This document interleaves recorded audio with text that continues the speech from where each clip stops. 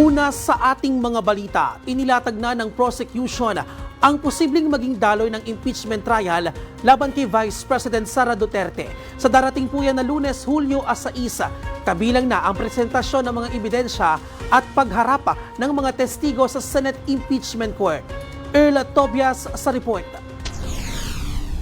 Sa Lunes, day 1 ng trial ng Vice Presidente, opening statements ng parehong prosekusyon at VP Defense Camp ang unang-unang pakikinggan. Matipid na ang sagot ng prosekusyon sa mga detalye dahil lahat ng merito ng kaso dapat sa Senate Impeachment Court na lang mapag-uusapan. Isang witness kada araw ang planong isalang at handa na raw magpresenta ang prosekusyon sa unang linggo ng trial.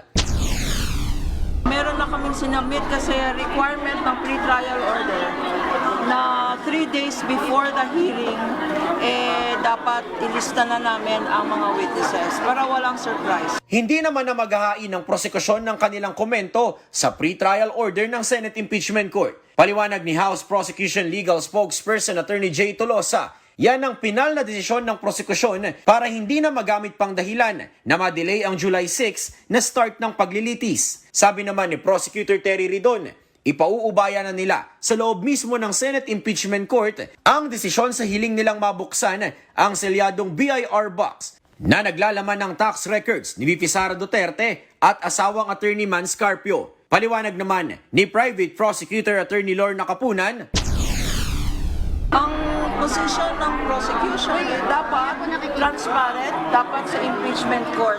Hindi pwedeng i-executive session ang mga ebidensya. But we will leave it to the discretion of the impeachment court. sa pre-trial order, unang didinggin ang article ng grave threats o pagbabanta ng bise sa buhay ng Pangulo, ng First Lady at ng dating House Speaker. Kaya inaasahang mga testigo at ebidensya sa article na yan ang maisasalang sa unang linggo ng trial.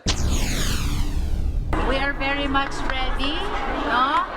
As a matter of fact, 19 Congress pa tayo naghahanda. And I can honestly tell the Filipino people, the House prosecutors and the private prosecutors are all ready. Si Father Bong Sarabia, ang isa sa nag-file ng umusad na impeachment complaint laban sa Vice Presidente, sinabing iisa lang ang panalangin nila ngayon.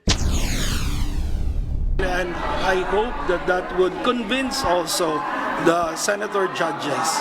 Parang ang hirap na talaga na mag-vote no for Sara Duterte, no, to let her go with the present evidences. Para sa totoong balita sa Bagong Pilipinas, Earl Tobias, Congress News.